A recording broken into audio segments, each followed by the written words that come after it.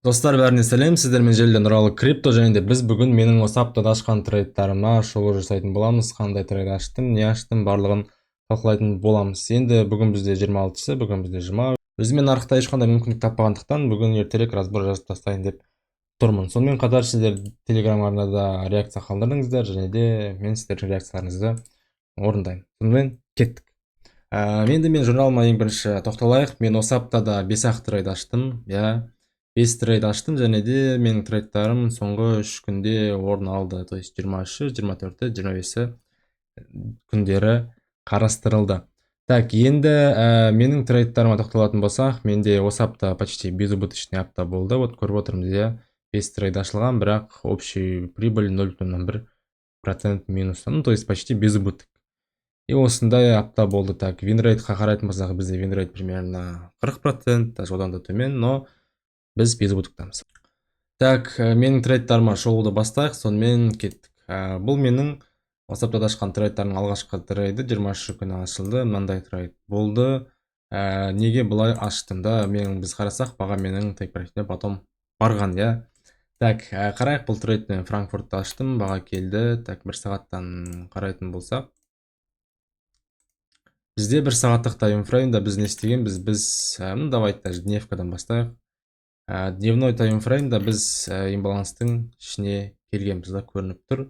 Имбаланстың ішіне кіргенбіз, және де бір сағатқа қарайтын болсақ, бізде бір сағаттық таймфреймда бізде Азия не істеген, Азия превьюзде хайды шешіп алып, агрессивный, вот мынандай свечканы төмен қарай, яғни бағаны құлатып сатқан. Осыны ескере отыра, мен азиялық мына жерде тұрған фракталдан бағаның реакциясын көріп, осы реакцияға бойынша позицияға кірдім. То есть баға келді, Франкфуртта ликвидность шешті, фракталды плюс мына жерде үлкен имбаланс болды, толығымен толтырды.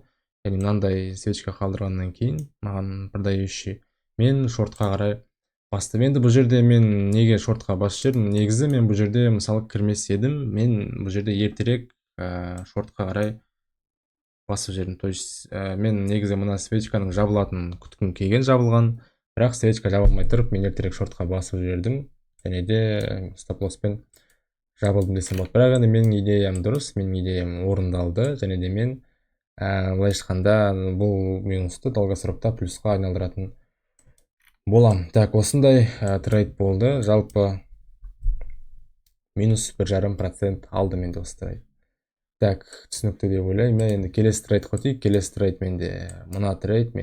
Мына бірінші трейдтің стоп-лоссынан кейін бағаның төмен қарай менің таргеттарыма кетіп қалғанын көріп, в общем, бір жерім ашып, мен бағаны дальше мына жаққа қарай, жоғары қарай өсуге потенциал көп болды. То есть мен ойлағам, что баға келіп, план бойынша мына ликвидность алып, то есть, допустим, осылай Франкфурттан кейін төмен бүйтіп барып, и потом дальше кетеді ма деп. Жоқ, бірақ олай болған жоқ. И содан кейін ликвидностьін алған соң дальше төмен қарай құлады. Мен енді мына жерде бір кірдім позицияға, лонг деп бастым маркетпен. Потом екіншісін мен келесі күні Франкфуртта тоже сол жерде лонг деп қайтадан трейдқа кірдім. Итого менде 2% осы жерде минусқа кетті. Мына менде 1%-қа баса, мына менде екінші процентқа минуспен жабылды. В общем, бұл жерде мен көбінесе свинговый трейдтар алған кезде өзімді байқап жүрмін, стратегия бойынша емес трейдтар алсам көбінесе минусқа кетемін, және де ол трейдтардың көбісі менде свинговый, яғни ұзақ мерзімге алынады. Сондықтан в будущем, болашақта мен свинг трейдтарды вообще алмаймын деп шештім. Және де менің бүгін ашқан трейдім вообще бүгін жабылу керек. Осындай ереже өзіме құрастырдым, және де бұны мен өзгертпеймін, скорее всего, пока что. Неге өзгертпеймін? Себебі мен өзім стратегиям доработаны, то есть ұзақ уақыт мерзімде тексерілген, бірақ өзім дұрыс менеджмент жасамағандықтан, в общем, мен мына жерде минусқа кеттім. А так негізі по идее мына трейдті мынадан асқаннан кейін безубыток қойып тастау керек болатын адам едім негізі. А так өзімнің кінәм болмаса, бұл жерде трейд, то есть бұл жерде мен вообще мысалға лонгқа деп ашылмас едім. Түсінікті деп ойлаймын. Енді болашақта мүмкін мен өзімнің стратегияммен сіздермен бөлісіп видео шығаруым мүмкін, бірақ енді ол сіздердің активностьтарыңызға, сіздердің белсенділіктеріңізге байланысты болады. Сондықтан лайк басып комментарий жаза отырыңыздар. Так, бұл бізде екінші трейд болды 24 күні, общий минус 2%, мынау минус 1,5, минус 2%, общий минус 3,5%-ке кеттік. Ничего страшного, я. Келесі күні мен алтын бойынша трейд алдым, вот былай лонгқа деп. Так, оның логикасы то же самое, давайте мен реплейді қосайын. 1 сағаттық таймфреймнен қарайық. Біз 1 сағаттық таймфреймнен қарайтын болсақ, мына жерде қалай келеміз? Біз, в общем, өсіп келе жатырмыз. Закрепление бар максимумнан. И біз мына жақта ликвидность шешілген, закрепление, то есть жоғары лонг трендінде бағытында кетіп бара жатырмыз. Так, бұл бізде бірінші фактор болады, екіншісі менің өзімнің моделім, ол мына жерде баға келді, ликвидность шешті, және де не істеді, мен осы ликвидность шешіліп мына свечка жабылған соң, вот на последний жасыл свечка жабылған соң, мен лонгқа қарай басамын деп шештім. Енді мен бірден свечканың жабылғанын білмедім да, то есть қарап қалсам осындай ситуация тұр екен нарықта. Алдым, кірдім. А так негізі мен четко бұның барлығын контролировать етіп уақытында қарап отырсам, мен примерно входты мына жерде алатын едім. И тейкті бұлай емес, примерно бұлай қоятын едім. И бұл маған жеткілікті болатын. Сондықтан не істеу керек? Трейдті четко до конца бақылап, қадағалап отыру қажет. Негізі осылай алдым, бұлай тейк профитті қойдым. Арада 64 бағасында кіріп, 64-40 бағасында кіріп, бірақ маған не істеді? Лондон келді, то есть Нью-Йорк келді, баға ликвидность шешіп төмен қарай құлап кетті. Ну, хорошо, что мен стоп-лосспен жабылдым да. Так, стоп-лосспен жабылмасам, төмен қарай кетіп, вообще минустар болып кететін еді. Осындай трейд болды. Так, плюс, так, бұл жерде минус 1,5, минус 2, так, минус 1% бұл жерде четко алынды менен. Так, в общем, итого минус 4,5, я 2 күнде нормально, ничего страшного, минустар болып тұра. Так, потом өзімнің сауда стратегиям бойынша дальше аштым, то есть на трейдтардың барлығында почти барлығы сауда стратегиям бойынша ашылған. Мынадан басқасы минуспен кетті, ничего страшного. И келесі трейд менде бұл жерде уже плюспен жабылды. Плюс 1,9% деп есептейік. 1,9, ол минус 4,5 плюс, ну, почти 2 десек, минус 2,5-ға балансым түсті. То же самое ереже. Біз не істейміз, келеміз, вот төмен қарай құлап жатырмыз, келеміз, төмен қарай құлаймыз, және де Азияның ликвидностін шешеміз, және де 15 минуттықта менің моделімді береді, лимитный ордермен осылай қойдым. Негізі байге тейк профитті былай қарай тарта беруге де болатын еді. Мысалы, мына жердегі минимумдар қойдыңше, мысалы, даже мына жерге дейін, бірақ мен о жерге дейін тартқым келген жоқ. Неге?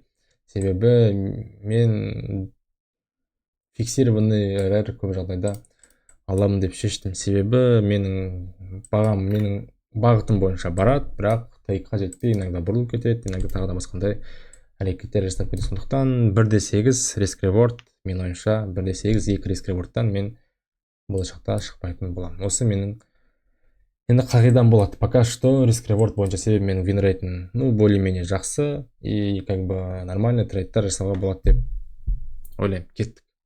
Бұл бізде 4-ші трейд болды, баға не істеді, келді, тейкпен жауап берді, өте әдемі, все, демаламыз.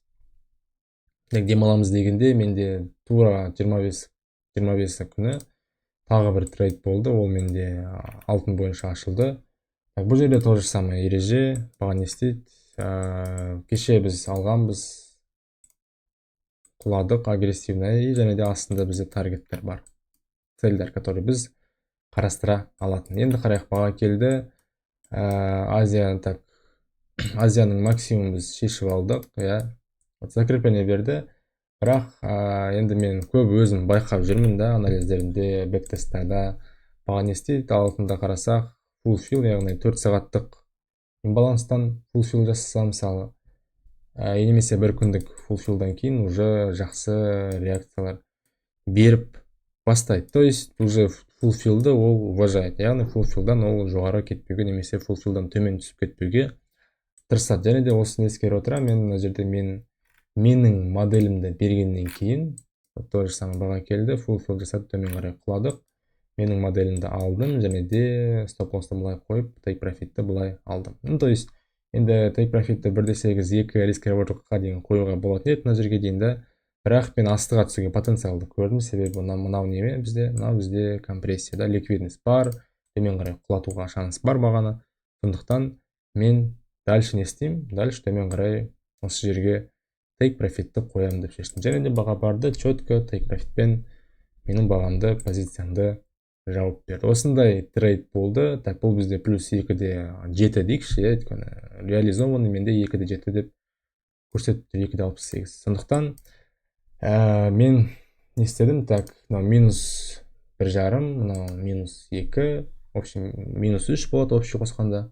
И мынау бізде минус 1, минус 4,5 қосу 1,9, ол бізде 2,6, плюс 2,6, минус 2,6 болады. И мынау плюс қанша? 2,7. Ну, значит, плюс-минус там 0,1% менде артығымен шығып тұр балансында. Жалпы енді осындай апта болды, четкий, әдемі десем болады. Ну, без убытокпен жабылдым, ничего страшного. То есть ең басында, мысалы, көбісі минуспен жабылады, то есть стоп-лосс алады, там бірнеше қатарынан 2-3 стоп-лосстан кейін уже қорқып қалады, немесе желаниясы болмайды деген секілді жұмыс жасаған беріле бастайды десем болады. Негізі бұндай жағдайда олай жасамау керек, не істеу керек?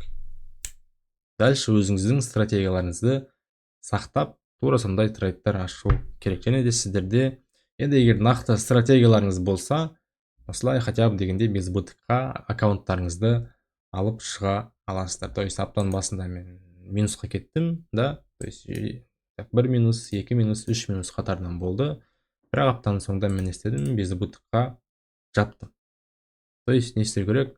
Өз сауда стратегияңа сену қажет. Сенді, егер өзің сенбесең, өзіңе ешкім саған сенбейді, досым. Сондықтан сауда стратегияларыңызды нақтылаңыздар, анализ жасаңыздар, апта сайын трейдтарыңызды қадағалаңыздар, бэктест жасаңыздар, және де өздеріңізді дамытыңыздар. Ал енді сіздермен бірге болған Нұралы крипто. Егер сұрақтарыңыз болса, әрине комментарийға қоясыздар. Сау болыңыздар.